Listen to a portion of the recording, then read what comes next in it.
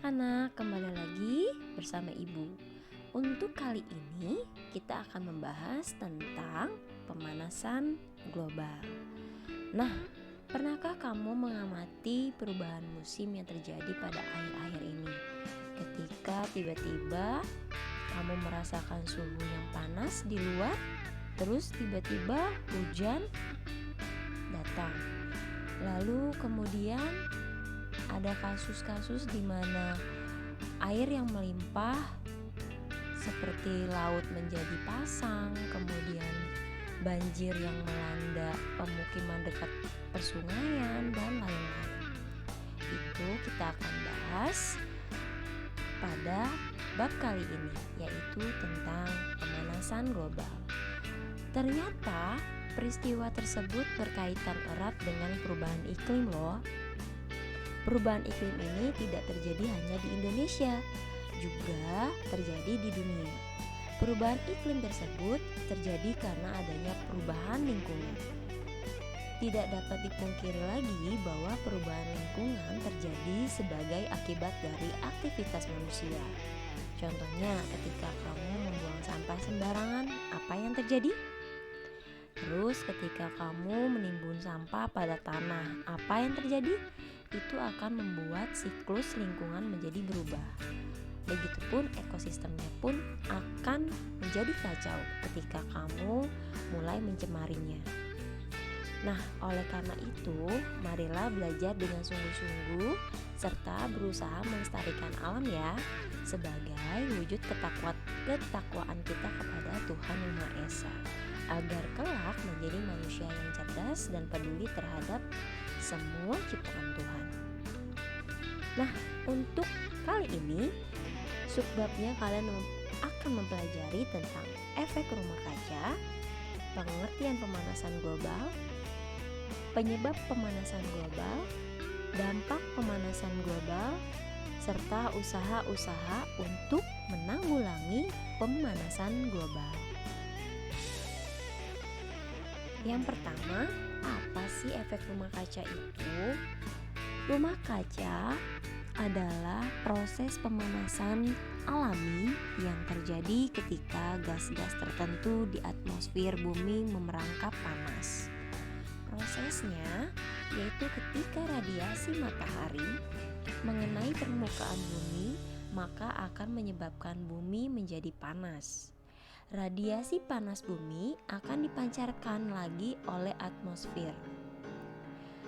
Panas yang kembali dipantulkan oleh bumi terhalang oleh polutan. Polutan yang berada di udara sehingga terperangkap dan dipantulkan kembali ke bumi.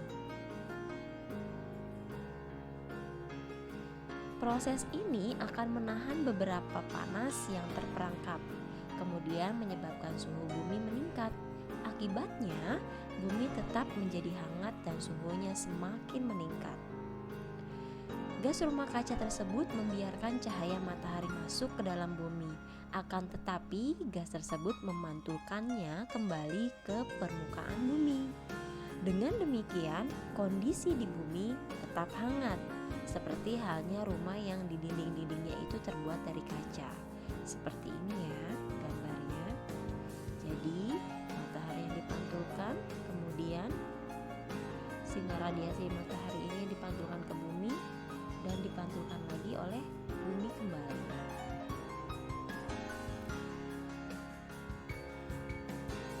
Lalu yang kedua ada pengertian pemanasan global. Pemanasan global adalah istilah yang digunakan untuk menggambarkan peningkatan suhu rata-rata atmosfer bumi dan lautan secara bertahap, serta sebuah perubahan yang diyakini secara permanen mengubah iklim bumi. Nah, lebih dari 100 tahun yang lalu, temperatur suhu bumi itu rata-ratanya meningkat sekitar 0,6 derajat Celcius. Peningkatan temperatur inilah yang disebut dengan pemanasan global. Jadi, bumi semakin panas dan cuaca tidak menentu juga itu diakibatkan oleh aktivitas-aktivitas yang berada di bumi, seperti yang terlihat pada gambar.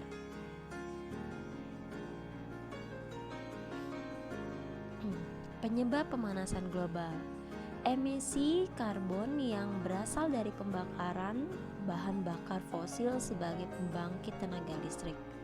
Yang kedua, emisi karbon yang berasal dari pembakaran gasoli sebagai bahan bakar alat transportasi. Yang ketiga, emisi metana dari hewan lahan pertanian dan dari dasar laut Arktik. Yang keempat, deforestation atau penerbangan liar yang disertai dengan pembakaran lahan hutan. Yang kelima, penggunaan klorofluorokarbon atau CFCs dalam refrigerator atau pendingin. Yang keenam, peningkatan penggunaan pupuk kimia dalam pertanian yang berlebihan. Jadi, pada bab sebelumnya kamu sudah mempelajari tentang pencemaran kan? Nah, pencemaran ini berdampak pula pada suhu di bumi yang mengakibatkan pemanasan global. Nah, dampak pemanasan global. Temperatur bumi semakin tinggi. Temperatur bumi menjadi semakin tinggi di beberapa wilayah. Mungkin temperaturnya menjadi lebih tinggi dan wilayah lainnya mungkin juga tidak. Jadi tidak meratanya temperatur bumi. Yang kedua, ada curah hujan yang tinggi. Nah, curah hujan yang tinggi ini biasanya dapat mengakibatkan lebih banyaknya penguapan secara keseluruhan, tetapi masing-masing wilayah akan bervariasi. Beberapa menjadi basah dan beberapa lainnya menjadi kering. Contohnya di Bekasi hujan, ternyata di Jakarta tidak. Atau misalnya di SMP 4 kita misalnya terjadi hujan banjir, tetapi di daerah kecamatan lain itu tidak terjadi hujan. Nah, itu curah hujan yang tinggi dapat mengakibatkan adanya perbedaan hujan di setiap daerah. Terus ada mencairnya geyser. Mencairnya geyser dapat menyebabkan kadar air laut meningkat. Begitu pula dengan daratan pantai yang landai. Lama-kelamaan akan mengalami peningkatan akibat penggenangan air. Terus yang keempat, adanya hilangnya terumbu karang. Hilangnya terumbu karang, sebuah laporan tentang terumbu karang yang dinyatakan bahwa dalam kondisi terburuk populasi karang akan hilang pada tahun 2100 karena meningkatnya suhu dan pengasaman laut. Sebagaimana diketahui bahwa banyak spesies lain yang hidupnya bergantung pada terumbu karang. Contohnya apa? Ya, terumbu karang itu berfungsi untuk menyelamatkan telur-telur ikan dari pemangsanya. Jadi ketika telur-telur atau ikan itu bertelur, biasanya ikan-ikan tersebut menaruh telurnya di terumbu karang. Itu akibatnya dapat terjadi proses penetasan secara alamiah. Jadi si bayi-bayi ikan itu tidak akan dimakan oleh ikan-ikan yang besar lainnya. Itu adalah salah satu fungsi terumbu karang. Terus kemudian terumbu karang fungsinya apa lagi? Dia sebagai tempat hidup makhluk-makhluk yang kecil. Ikan-ikan yang kecil itu tumbuh di situ. Jadi budidaya terumbu karang ini sangat bermanfaat untuk ekosistem laut. Kemudian adanya peristiwa gagal panen. Nah, peristiwa gagal panen ini dapat mengakibatkan kelaparan yang sangat luar biasa.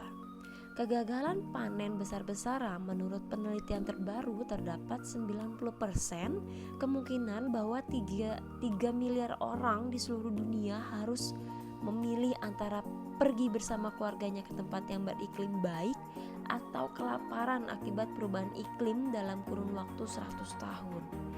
Semoga ini tidak berdampak selalu pada negara kita ya. Jadi Ketika gagal panen, bukan hanya petani saja yang sedih, seharusnya kita juga ikut sedih. Karena hasil panen yang dihasilkan oleh petani tidak dapat kita rasakan. Jadi, lebih banyaklah kamu dalam bersyukur. Kemudian yang keenam, ada kepunahan spesies. Kepunahan spesies yang semakin meluas menurut penelitian yang dipublikasikan dalam majalah Nature, peningkatan suhu dapat menyebabkan kepunahan lebih dari 1 juta spesies.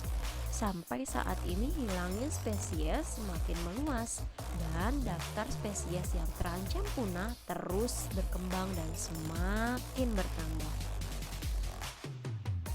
Kepunahan spesies juga dapat berakibat besar pada ekosistem kita. Contohnya, ketika misalnya kamu merasakan kamu tidak dapat menernak ayam. Ketika ayam-ayam itu punah, apa yang terjadi? Kamu tidak dapat mengonsumsi daging ayam. Akibatnya apa lagi? Kamu akan menjadi kehilangan gizi yang berasal dari kandungan ayam tersebut. Kamu tidak bisa memakan ayam, ya kan? Terus misalnya spesies apa lagi yang kira-kira akan punah? Misalnya orangutan misalnya. Orangutan apakah berdampak besar pada kita? Oh iya, tentu jelas. Orangutan itu adalah makhluk yang paling sangat berdampak besar pada sistem ekosistem yang berada pada hutan. Ketika dia tidak ada, ekosistem di dalam hutan tidak dapat terjaga keseimbangannya. Itu contoh lebih kecilnya lagi. Dan terakhir tentang penipisan lapisan ozon. Penipisan lapisan ozon adalah salah satu lapisan atmosfer yang berada di dalam lapisan stratosfer, yaitu sekitar 17 hingga 25 km di atas permukaan bumi. Lapisan ini yang melindungi bumi dari bahaya radiasi sinar ultraviolet. Berdasarkan pengamatan satelit, diketahui bahwa lapisan ozon secara berangsur-angsur mengalami penipisan sejak pertengahan tahun 1970. Nah, kalau tadi adalah dampak dari pemanasan global, maka usaha-usaha menanggulangi pemanasan global adalah sebagai berikut. Yang pertama, menggunakan energi yang terbarukan dan mengurangi penggunaan batu bara, gasolin, kayu, dan bahan bakar organik. Kemudian meningkatkan efisiensi bahan bakar kendaraan. Kamu bisa berjalan kaki menuju ke sekolah, tidak perlu menggunakan kendaraan ya. Itu akan lebih menghemat dan lebih menjaga bumi kita agar tetap sehat. Atau misalnya kamu menggunakan sepeda seperti itu. Kemudian mengurangi deforestation, ya kan? Terus mengurangi penggunaan produk-produk yang mengandung CFCs dengan penggunaan produk-produk yang ramah lingkungan gitu. Terus terakhir adalah mendukung dan turut serta pada kegiatan penghijauan. Contohnya ada penghijauan 1000 pohon kamu ikut menanam, atau yang lagi ngetren sekarang banyaknya orang-orang pada menanam tanaman ya kan. Nah, kamu harus bisa berpartisipasi. Jadi bumi kita tetap aman dan hijau. Itu adalah salah satu kunci agar bumi kita sehat, kitanya pun tetap sehat. Seperti itu. Jadi jangan kamu membuang sampah sembarangan, ya kan? Menggunakan pupuk yang berlebihan, terus kemudian menggunakan kendaraan ke pasar aja menggunakan kendaraan, ya kan? Kalau bisa misalnya kamu jalan kaki atau menggunakan sepeda, itu maka lebih sehat lagi. Nah, global warming ini dampaknya ketika bumi itu sakit, apa yang terjadi? maka makhluk yang berada di bumi ini juga akan merasakan kerugiannya. Gitu. Jadi kita harus saling menjaga. Oke, cukup sekian materi pada bab pertemuan kali ini tentang pemanasan global. Kurang lebihnya ibu mohon maaf. Wabillahi taufiq walhidayah. Wassalamualaikum warahmatullahi wabarakatuh. Jangan lupa like, comment, and subscribe. See you.